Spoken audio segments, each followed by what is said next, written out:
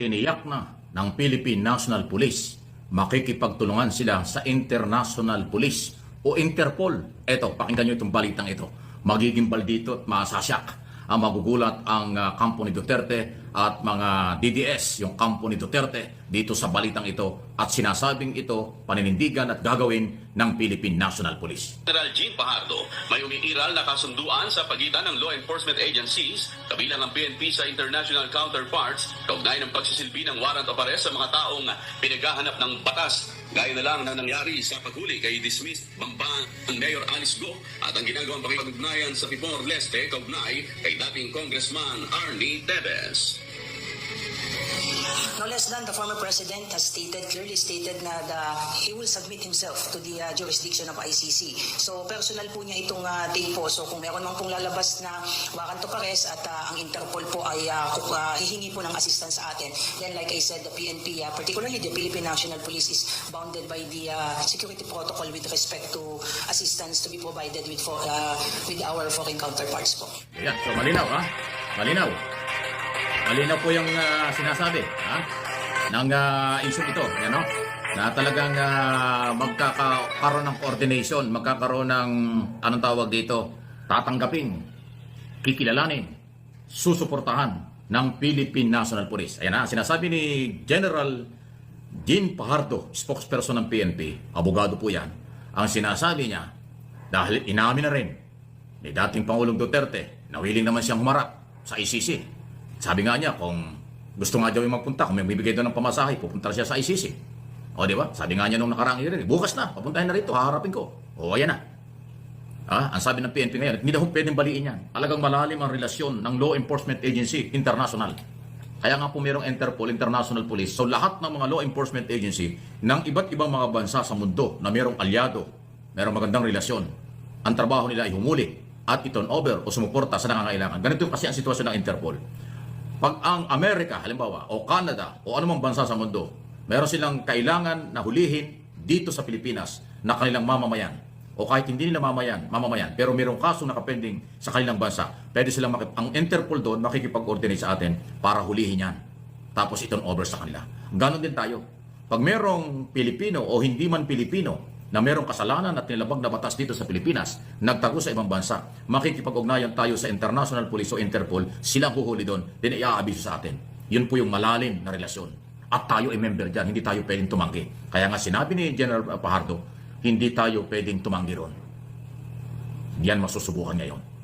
So hindi po pinag-uusapan ng ICC dyan. Okay, ang pinag-uusapan dito, Interpol na relation. Ngayon, bakit papasok ang ICC sa issue ng Duterte? Ganito kasi yan. Ang ICC, pag nag-request sa Interpol, madalas yan ang kailang ginagamit sa buong mundo na merong iniimbitahan o gusto nilang hulihin under warrant of arrest, Interpol ang gagamitin. Akala ba nyo mga prosecutor ang manghuhuli kay Duterte at kay Senador Bato de la Rosa at iba pa? Hindi prosecutor. Pulis yan.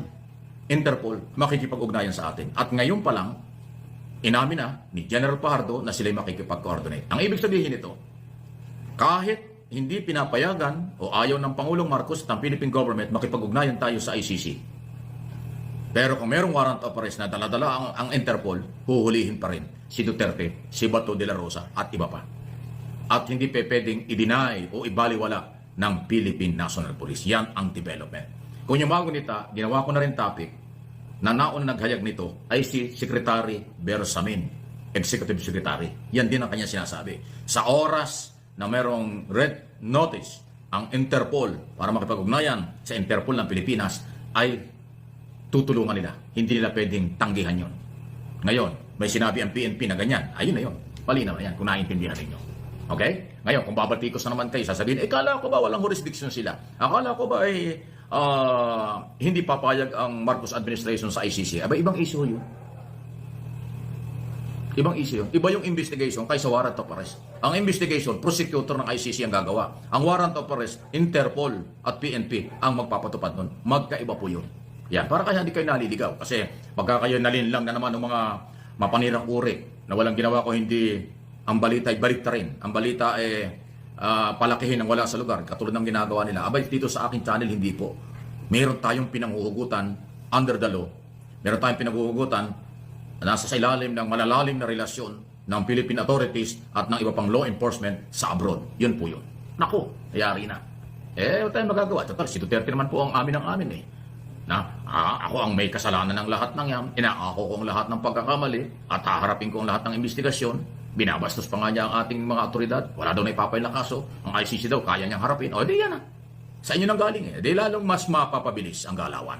Kaya hintay natin kailan magkakaroon ng warrant of arrest.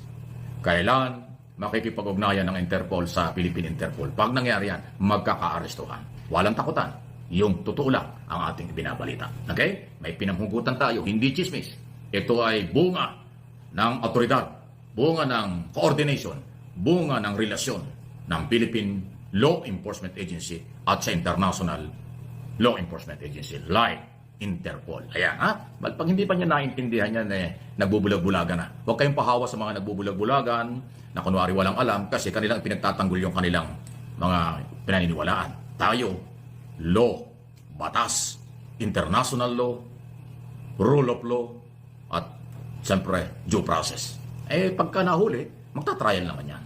Pagka nailaban niya sa trial na wala siyang kasalanan, di ba kapakawalan siya.